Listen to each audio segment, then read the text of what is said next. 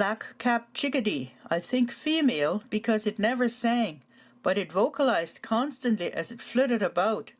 You can hear a male sing in the distance.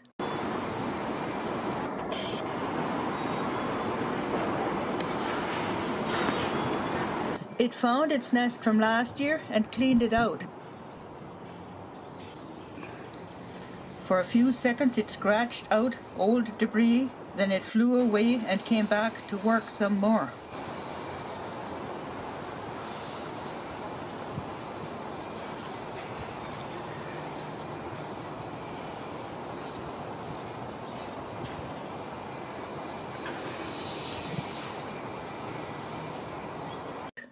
That hole is about 10 feet above the ground.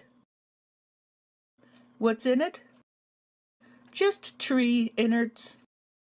Comfortable Chickadee nursery.